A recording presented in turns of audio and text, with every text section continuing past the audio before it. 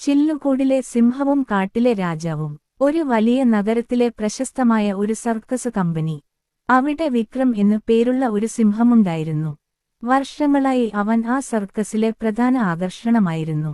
Ring മാസ്റ്ററുടെ ചാട്ടവാറടിയുടെ ശബ്ദം കേൾക്കുമ്പോൾ തീവളയങ്ങൾക്കിടയിലൂടെ ചാടാനും ചെറിയൊരു സ്റ്റൂളിന്മേൽ 2 കാലിൽ നിവർന്നു നിൽക്കാനുമൊക്കെ വിക്രം പഠിച്ചിരുന്നു.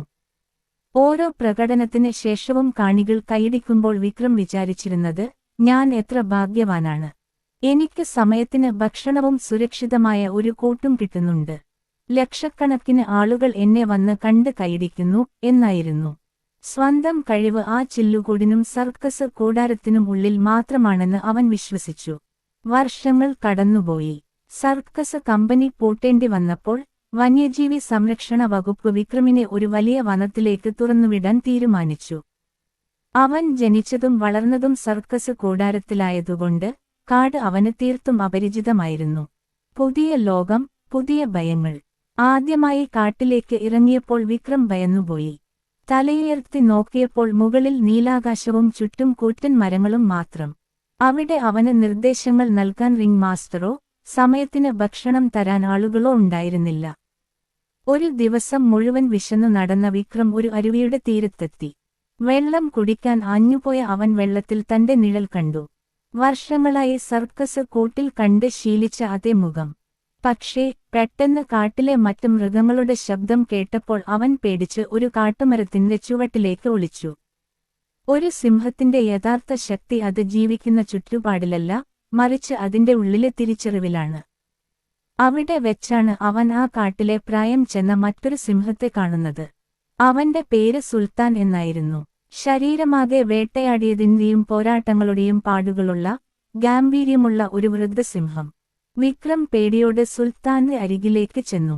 നിങ്ങൾ എന്നെ ഉപദ്രവിക്കില്ലല്ലോ? വിക്രം ചോദിച്ചു. സുൽത്താൻ ഉറക്കെ ചിരിച്ചുകൊണ്ട് പറഞ്ഞു, നീ ഒരു സിംഹമാണ്, ഈ കാടിന്റെ രാജാവ്. നീ ആരോടാണ് ഈ ചോദിക്കുന്നത്? വിക്രം തന്റെ സർക്കസ് ജീവിതത്തെക്കുറിച്ചും തനിക്ക് വേട്ടയാടാൻ അറിയില്ലെന്ന ഭയത്തെക്കുറിച്ചും സുൽത്താനോട് പറഞ്ഞു. എനിക്ക് ആ ചില്ലുകൂടായിരുന്നു സുരക്ഷിതം. അവിടെ എനിക്ക് പട്ടിണി കിടക്കേണ്ടി വന്നിട്ടില്ല. ഇവിടെ ഞാൻ എങ്ങനെ ജീവിക്കും? വിക്രം സങ്കടത്തോടെ ചോദിച്ചു. കാടിന്റെ പാടങ്ങൾ. സുൽത്താൻ വിക്രമിനെ ഒരു ഉയർന്ന പാറക്കെട്ടിന്റെ മുകളിലേക്ക് കൂട്ടിക്കൊണ്ടുപോയി. അവിടെ നിന്ന് നോക്കിയപ്പോൾ പച്ചവിരിച്ച കാടും ഓടിനടക്കുന്ന മാനുകളുടെ കൂട്ടവും കാണാമായിരുന്നു. നോക്കൂ വിക്രം, സുൽത്താൻ പറഞ്ഞു. ആ സർക്കസ് കൂട്ടിൽ നിനക്ക് ഭക്ഷണം കിട്ടിയിട്ടുണ്ടാകാം.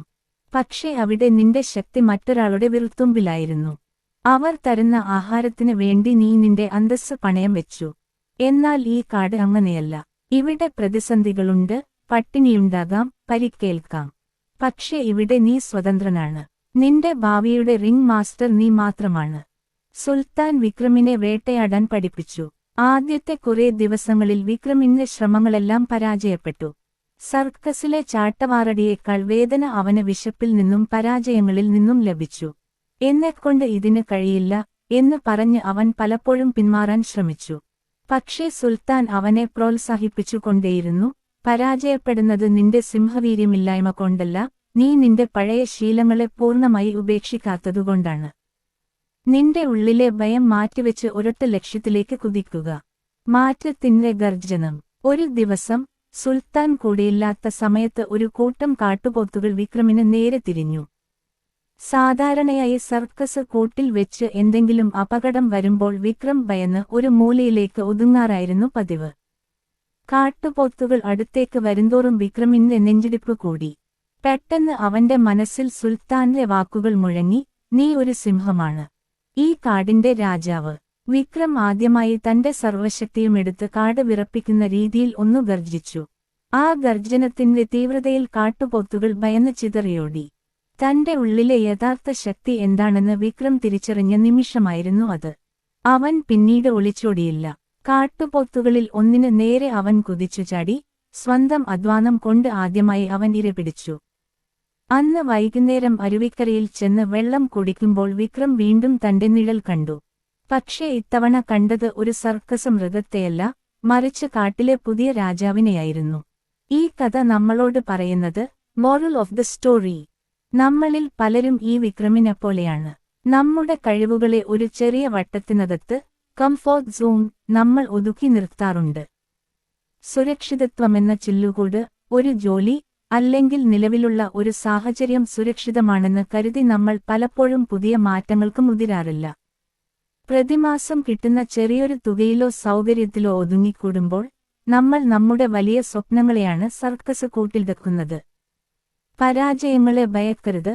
പുതിയൊരു മേഖലയിലേക്ക് ഇറങ്ങുമ്പോൾ വിക്രമിനെപ്പോലെ തുടക്കത്തിൽ പരാജയങ്ങളും ബുദ്ധിമുട്ടുകളും ഉണ്ടായേക്കാം. എന്നാൽ ആ പരാജയങ്ങളാണ് നമ്മളെ കൂടുതൽ ശക്തരാക്കുന്നത്. നിങ്ങളുടെ ഉള്ളിലെ ഗർജനം തിരിച്ചറിയുക.